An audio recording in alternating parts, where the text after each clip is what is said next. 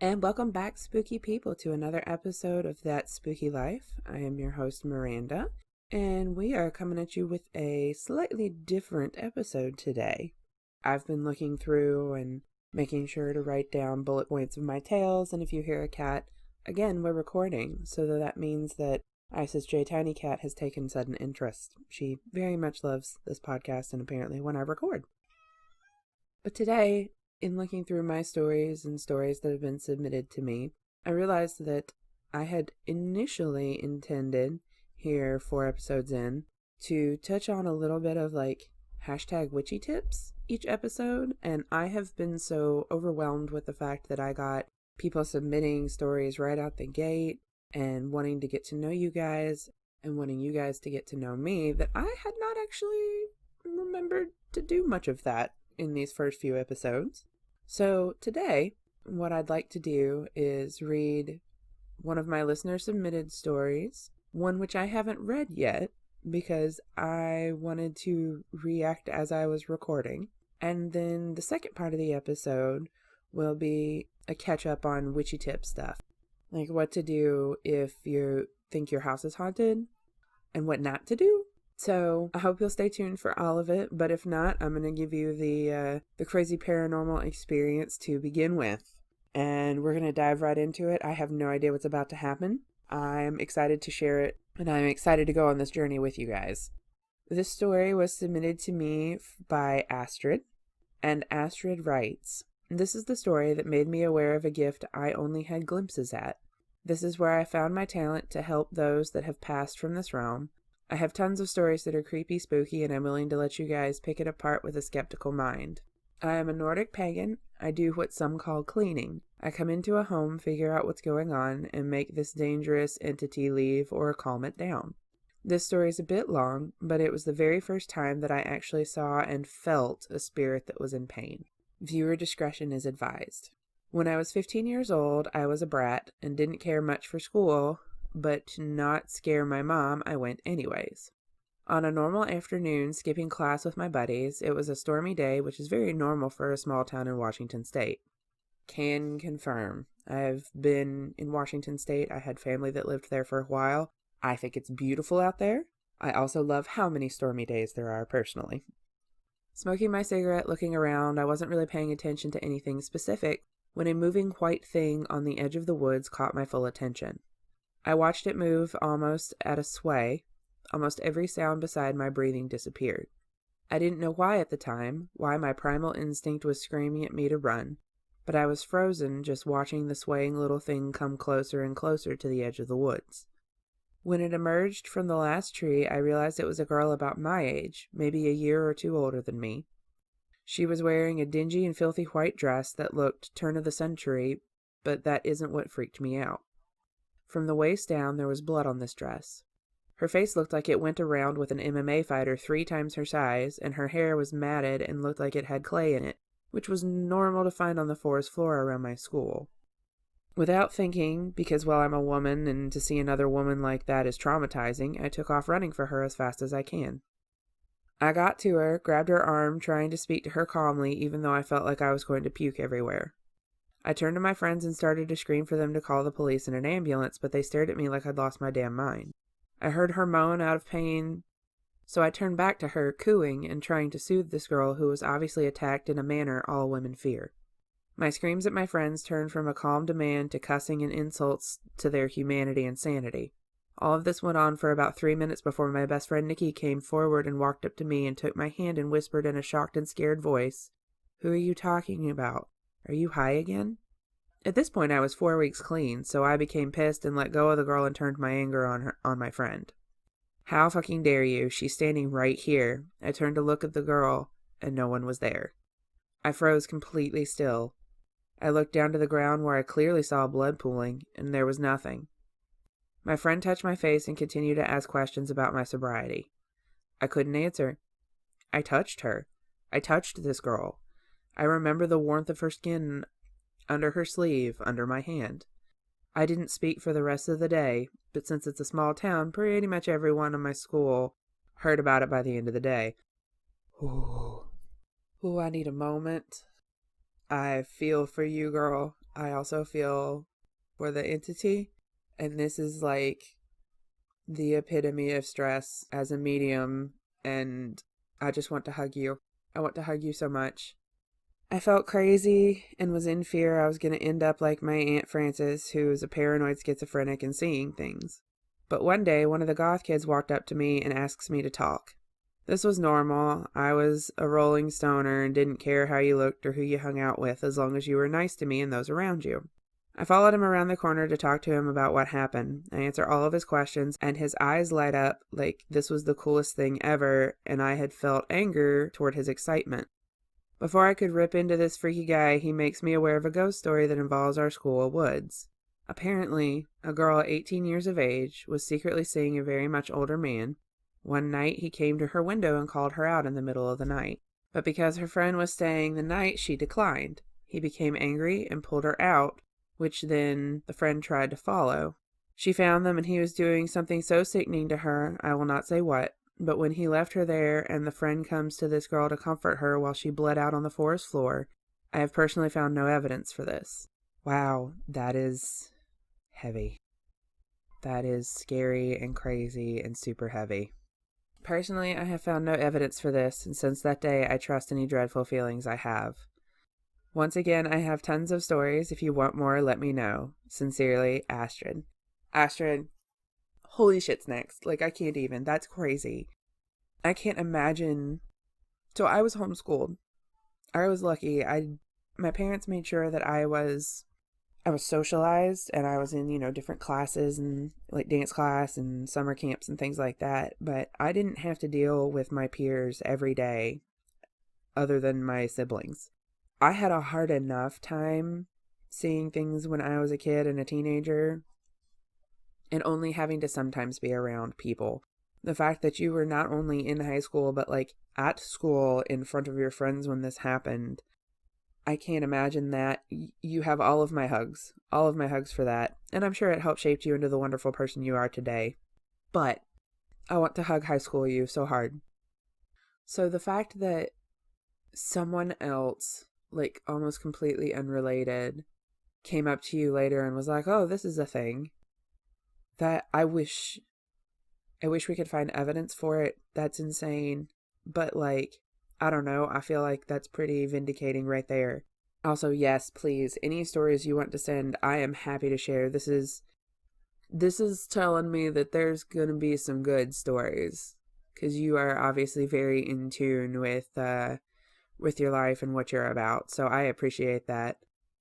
There were times I would walk around a corner in buildings and would just jump back and people would ask me what, and I just, after the first few times when nobody saw anything, I would just say that I thought I saw something and move on, even if I had to walk under the ghost in its death state of having hanged itself. And that scene from The Sixth Sense where they see like the hanged people and poor little Haley Joel Osment's just freaked out, etc.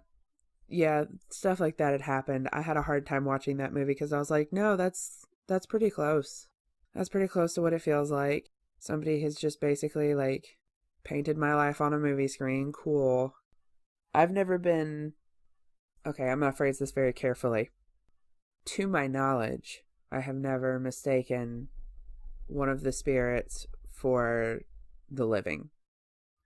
I am not one of those people who tangibly, physically can see or touch the spirit, to my knowledge. Obviously, Astrid, you have that, and I have a friend who absolutely has that. That would be on a whole new level to me. I don't know if I could deal with that level of it. And granted, if I'd had it all of my life, maybe I would have become accustomed to it and it wouldn't be so bad. In general, that's a little higher level than I am usually experiencing things. So that is a wonderful story. Thank you very much for sharing it. And any other stories that you would like to share, please do. Please do. I always need listener stories, and I am excited to know what other stories you may have, just waiting to be shared with us. So with that, I want to get into a little bit maybe beginner style stuff for if you think that you're haunted or your house is haunted, or what to do if you run into a situation like that. A little bit of backstory. I've been having paranormal experiences since I was very young. The first time I remember, I was probably 3 in my old bedroom in our first house in Atlanta, and there was something over me. It leapt back, it leapt out the window. I screamed. My mom came in, tried to tell me it was a dream, but there was actually some physical evidence. I might tell that story at some point. It's not a very long one, so I hadn't included it on my list of things to tell. But it was my first really, truly paranormal experience that I didn't understand. And of course, it wasn't the only one. There were plenty more to follow, both in childhood and into adulthood, that pushed me to research and find things along the way that worked for me.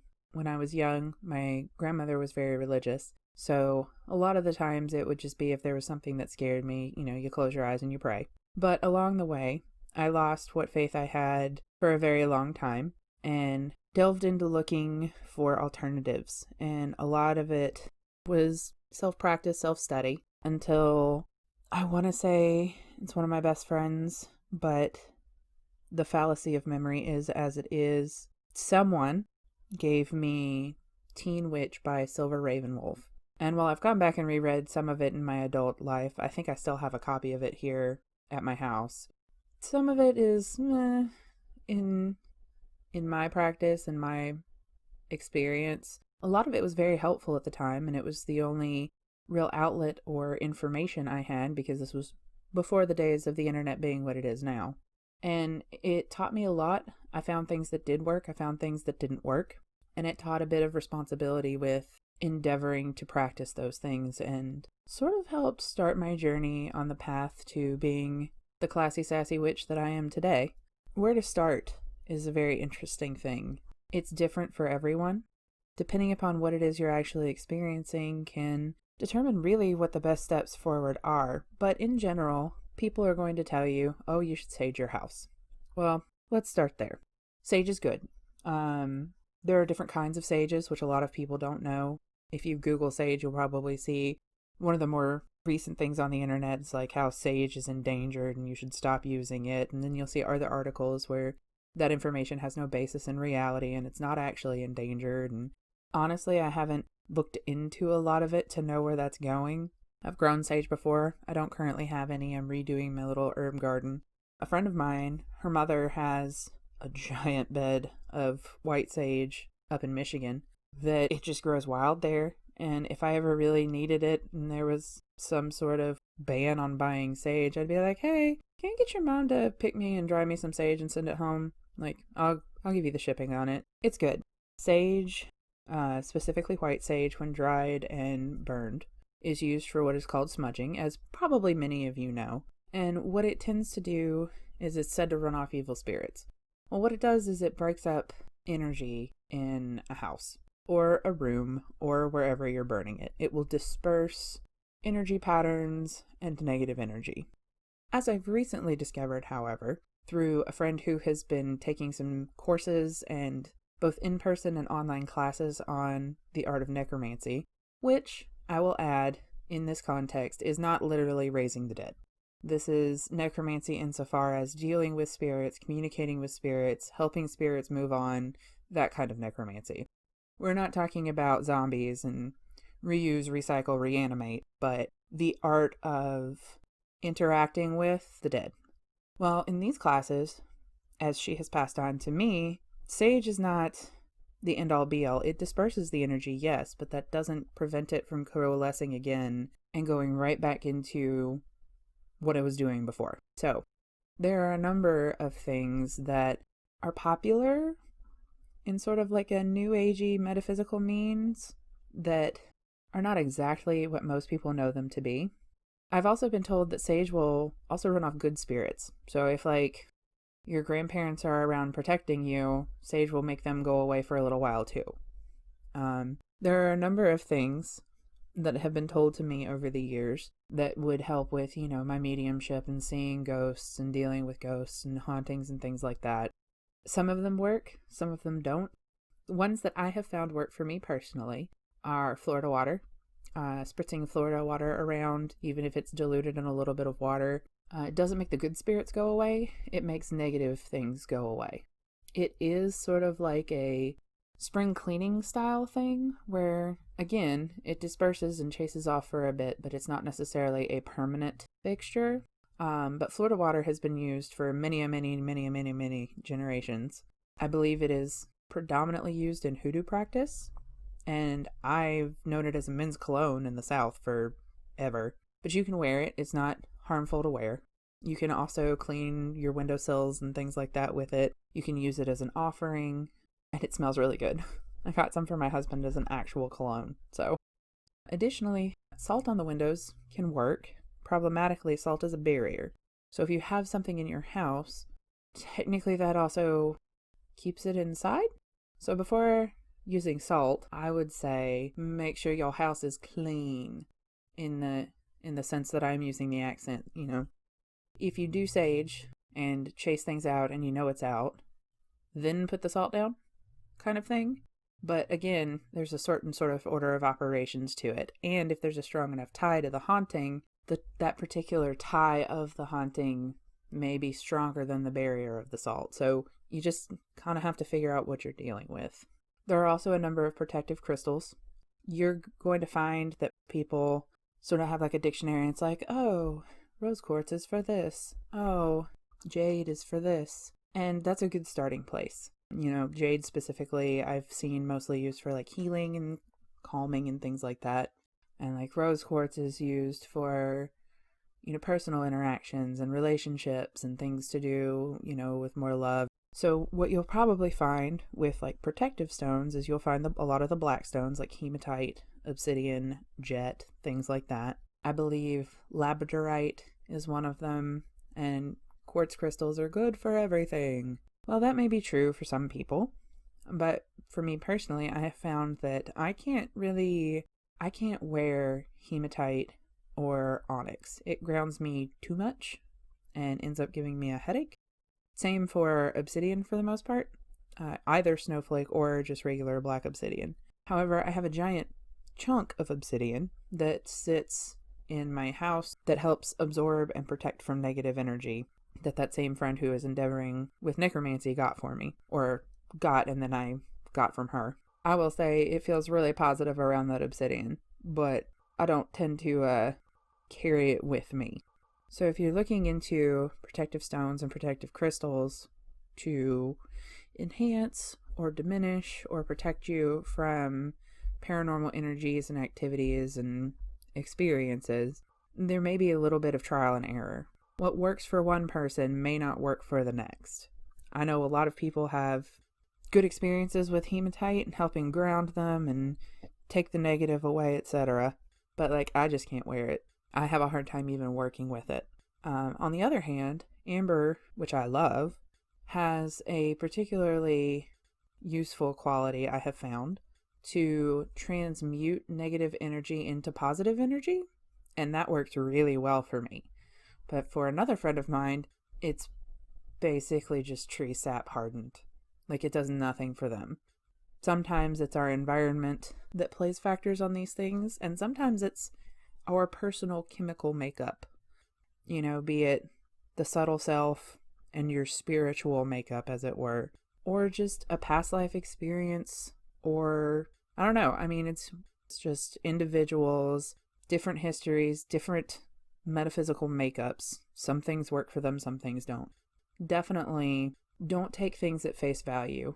If you're having a particular issue or wanting to do a particular thing, definitely make sure that you have a solid understanding of what tools you're using before diving in.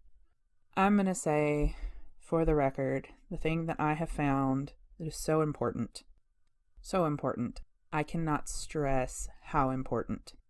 If you believe that you are a sensitive, if you are an empath, if you are a medium, be it physical, psychic, if you are just generically psychic, clairvoyant, clairaudient, whatever it is that you feel you may have, and you feel like you're struggling and you're having a hard time, keep your house clean. Do not have clutter. Do not have laundry laying about. If your house is clean and you are not a clutter bug, maybe try rearranging your house. A couple episodes ago, I talked about Michelle Belanger and a lot of the stuff that I have read from her. One of the things that has changed my life is the fact that energy flows constantly. There is no destroying energy. Matter is energy. Matter is never fully destroyed. It just becomes energy, etc. And if you have the way that your house is set up, energy will find ways to flow through it. And it will sort of dig out those patterns, kind of like a riverbed. Over time, a riverbed will get deeper and it will change around different ways and it will expand wherever the bank is low enough to allow it. However, if there are negative energy patterns, negative or even just stale energy around someone who is sensitive to such things, that can be very detrimental. And what you have to do is you have to, clean. But it's not just the physical cleaning. It's not just keeping things dusted. It's thinking about the process of, either transmuting the negative energy into positive or, sweeping out the front door, getting all the bad stuff out. You have to take energetic care of yourself and your surroundings in addition to, and much like you do physically. You change your bed so that your bed doesn't get stinky. You sweep the floor so that dust doesn't collect. Well, while you're doing all of those things, if you focus, it doesn't have to be any different or set aside a different or more time to clean energetically. When I'm doing it, I take a little extra time energetically because I have some weird things with energy personally. And, I sort of picture it like spider webs or cobwebs in the corner and sort of just do a circular motion with my hands to wrap it up and then take those cobwebs and throw it out the door. Toss it out the window if I'm in my bedroom. You don't have to do anything terribly special. Just the intent and the will and the willingness to do so will make a huge difference. At least it has in my experience. Keeping your house clean, keeping it organized, reorganizing it if it's fallen into some strange patterns and you need to change things up a little bit, which is one of the things that I'm currently in the middle of. While you're doing that, when you do your spring cleaning every year, or in my case, fall cleaning, look up some floor washes, see if there's anything that negative energy be gone, hex breaking, even bring money into the house, things like that, brings in positive energy and gets the negative out. If after that you're still having haunting issues, well, maybe it's time for some bigger guns and looking into other things. Meditation is very important as well, especially if you believe that you are sensitive or an empath or a medium. You have got to get your own internal energy and shit on lockdown before you can properly perceive and interpret what the world is trying to tell you. So, you could very well just have a really angry, old, grumpy, misogynist man ghost in your house, but because it scares you so badly and you're not doing the proper personal upkeep, you think it's a demon. That's fair. I've seen those things happen before. A really intense, angry haunting can feel real bad. I've also run into a demon before, at least the closest thing that I would consider to be a demon, and that was horrible. But I was also very young and didn't take the time to terribly much investigate. I left. I was like, nope, this place is not for me. Bye. And I actually never went back. But you have to take care of you. You have to take the time to meditate and make sure that your energy is the healthiest you can make it and continue to strive and make it even better than before. We all get into bad habits. And as adults, it's not just things like chewing on your hair or biting your nails or tapping a pencil or something like that. We can get into some really bad behavioral habits. And if there's something that's not serving you, something that is making you unhappy or is causing problems for you otherwise, you have to work on breaking those habits because that's a negative energy pattern that is keeping you from being the best you, keeping you from achieving your fullest potential. And it's hard. It's not fun. Nobody likes to take a critical eye to themselves and go, oh, well, this is crappy about me. But if you do, not only will your personal life and relationships get better, but negative things aren't nearly as attracted to people who don't have negative behavioral patterns and energies. Now, this is not victim blaming. It is not your fault you moved into a haunted house that you didn't know was previously haunted. I'm not saying that. What I'm saying is these are means of protecting yourself. In order for you to overcome a difficult situation or to prevent negative attachments, you have to take care of you. Whether that's therapy, meditation, ritual baths, whatever. You have got to take care of you first and foremost. Otherwise, you're going to get clingers on when you don't mean to, or things are going to be able to feed from you because you have weaknesses that they can exploit. If you can make sure that you are on spiritual Fort Knox lockdown, then they can't attach to you as easily. Now, something that is very controversial. Ghost hunters. Say that you are in a situation where you think your house is haunted, you're not as sensitive at all, or you are and don't have it confirmed, or you're not sure what's going on, but you do know for a fact that you feel like you're being haunted. You decide to reach out to paranormal experts. I am all about the paranormal experts who are looking to help people. You need to do your research and make sure that whatever group you reach out to is one of those groups, because there are a lot of groups out there. And while some of them are more scientific based and just looking to collect evidence, not everybody actually has the interests of the person who is suffering a haunting at heart. I'm going to use a television example. I don't know if anybody is familiar with one of these shows, but I know most of you, if you're listening, probably are familiar with the second. The first that I'm going to cite is The Dead Files. And take it as legitimate or not as you will. I at least appreciate the, wait for it, spirit of the show. In that Steve and Amy are going around helping people. There is an investigation. He checks for historical evidence to back up things that Amy finds, and sometimes he doesn't find anything that he doesn't find stuff to support things that she saw. And sometimes, she finds everything literally spot on and pictures are recognized. And I've done that before. I have seen the spirit of a person and then been showed a picture of them. And let me tell you, it is thunderstriking. It is crazy. But at the end of the day, Amy makes recommendations to them. She tells them what she believes needs to be done.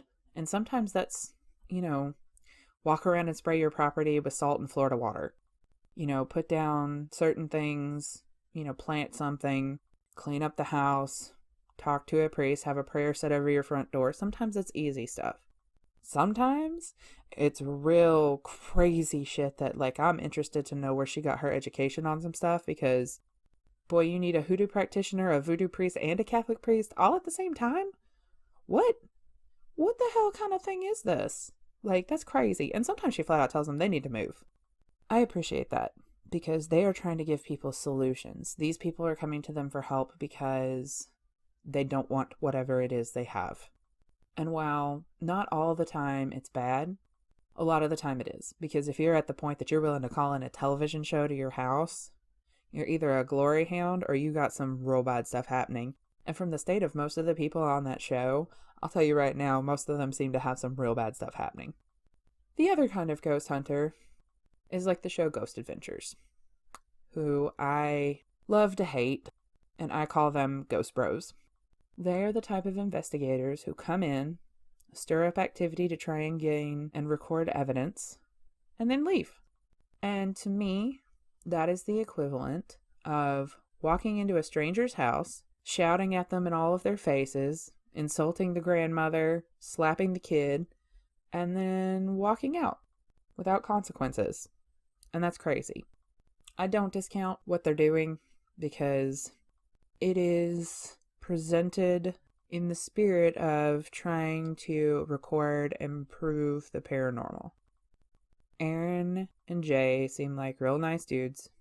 Billy seems alright.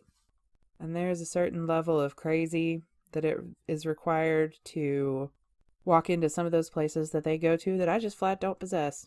I would not do half of the stuff they do, so my hat is off to them on the either bravery or stupid or really nice paychecks. I don't know which.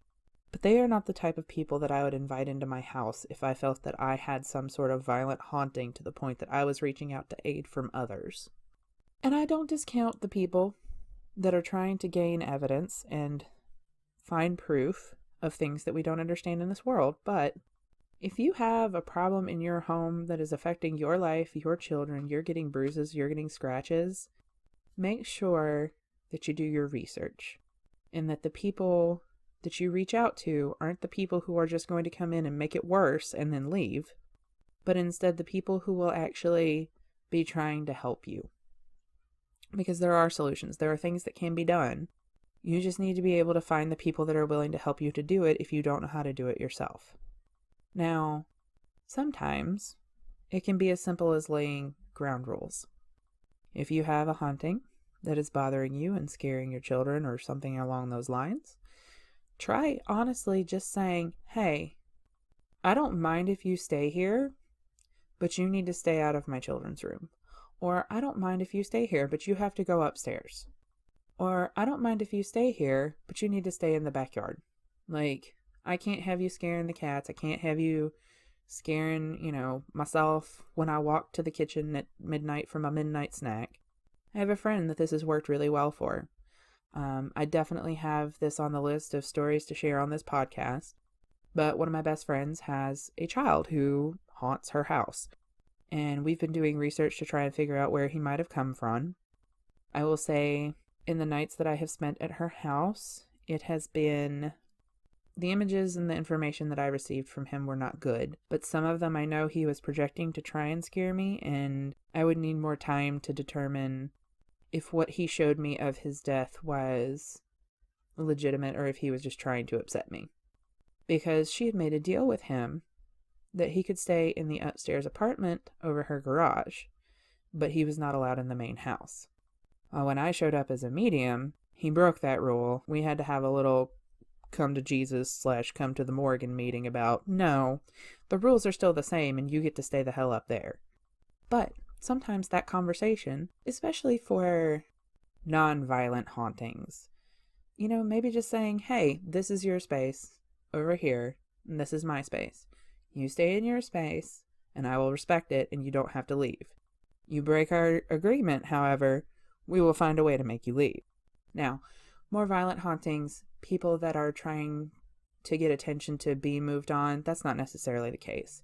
If a spirit is reaching out because they can't figure out a way to move on their own and they are trying to reach out to you, obviously that's different. But there's also a level of personal responsibility. If you are sensitive and you've moved into a house that is causing you health problems and the hauntings are keeping you up at night, things like that, if it is within your means to find a way, talk to somebody, find that help. There was an episode that I watched on TV recently where this woman knew that she was an empath. Turns out she was a full-on physical medium. And she had been living in a house that she loved, that she claimed, I can't move because I put everything into this house. Okay, I respect that. I'm a homeowner. I get it. We were contractually obligated to stay in our house for a certain number of years. But at the end of the day, you can sleep on somebody's couch for a minute, considering her best friend was also a sensitive. This woman was literally killing herself just to stay in this house. There was a demon, there was a bunch of ghosts, and apparently, bitch was like 2 miles from where the Manson family hid out for years. And so all of these dead people who they had killed were like stalking around the area, fucking shit up because okay, legit, I get why they're pissed. Don't be that person. Don't just live in misery. Don't live in suffering. Don't risk your health and your life just to be stubborn. Yeah, sure, some people might think you're crazy, but you know what you're experiencing. Reach out, find some help. Don't be her. At the end of the day, if you feel like you're being haunted or you're being affected by negative entities, negative energies, something like that, don't be scared to make changes. Move stuff around in the house, clean everything, clear up your clutter, meditate, look into a nice new hematite necklace or finding a stone or a crystal that works for you. Most places have a metaphysical shop within an hour drive or so, because I'll tell you right now, if there's one within an hour drive of the town in which I grew up, there will be one fairly close. And you know what else there is? There's the internet. No, it's not as good as going in person and talking to somebody necessarily, But there are groups that you can join on Facebook, and Amazon is a wonderful, wonderful thing. So join a group on Facebook, talk to people who have been through similar things, talk to people who might be able to help you. And yeah, you'll probably find some charlatans. And yeah, you'll probably find some people who have no idea what the hell they're talking about, but think that they do. But you're doing something, you're making changes, you're making progress. Every step is a step in the right direction. And who knows, maybe like Astrid, you'll find out that you're actually meant to help people. You'll find out that this is a gift that you didn't know you had or you didn't understand. Or like me, you'll just dive into all the books on it and be able to share information and experience with somebody else who may be able to then help themselves because they had a good conversation with you and you didn't tell them that you thought they were crazy. This has probably been kind of broken and backwards. I made some bullet point notes and just decided to chat about it with you guys today because I feel that it's something that's important that, most of us have all experienced, whether we talk about it or not. And that sometimes it's just nice to hear, hey, I see you, I feel you, I get it, I've been there. This is not your forever. You can actually make changes and it's okay. And who knows, maybe literally nobody listening has ever had a problem or they're in the midst of clearing it up and they're like, okay, sure, thanks. It was nice chat, I guess. But hopefully, even if this ends up helping only one person, if one person hears this podcast and goes, I didn't know that, or I'll try that, and then it ends up working for them, then I feel like I've done my job. So I think that's going to bring us to the end of our episode today. As usual, I have Instagram at ThatSpookyLifePodcast. Please feel free to follow me. I love listener stories. You guys have been so awesome making sure that I have at least one a week for all of these recordings. I always need more. Like, there is no such thing as too many right now. If you have a story that you would like to submit and like me to read on the podcast, please send it to ThatSpookyLifePodcast at gmail.com, and I look forward to reading anything you guys send me. If it starts out real solid, there's a chance that I'm just going to be like, ooh, I'm going to wait and read this on the podcast live, like Astrid's story. Huge shout out to Astrid. Thank you very much for sending that in, and I would love to hear as many stories as you would like to submit. That gave me chills. I'm going to go back and read it again. Like, yes, girl. That is the life that we are living. And also, I'm going to be trying to make sure that, as promised in the trailer, and I think the first episode, that we have more little sit-downs about witchy things and talk about the spiritual side of paranormal and metaphysics, as well as just the spooky ghosty side of spirituality and paranormal stuff. So, if you have a specific subject you would like me to speak on, protected things, purification stuff. I don't do love spells, none of that shit. I don't do like revenge stuff. I'm not gonna hex your ex-boyfriend for you or talk about how to do that or anything like that. There's an internet. If you're interested, go off and learn your own lessons, make your own mistakes. I'm not here for that life. But if there is a particular topic you would like me to talk about, I would be happy to take suggestions on Instagram, and or heck, you can even email me. Be like, hey, would you talk about blah? And I'll be like, okay, sure, I'll talk about blah. I am all about that viewer-driven life, and I want to know what you guys want to hear about. I love the fact that I have any listeners at all, and I appreciate each and every one of you, all 10 of you right now. I love you guys. You make this worth it, and you make it a lot of fun. So if there's stuff that you want to hear about, please let me know, and I will happily work it into an episode or dedicate a whole episode to it. So I think that's about all the time that I got for today. Next week, I will for sure be back with one of my personal experiences and hopefully a brand new listener story. We'll see what comes in over this week, and hopefully it'll be some fun times, fun spooky times. Oh, Isis has hopped back up to say goodbye as she attempts to crawl under my desk. Cool. Hey, kitten. Thank you guys for joining me this week and every week that you join, and I will talk to you next Friday. Until then, stay spooky, my friends.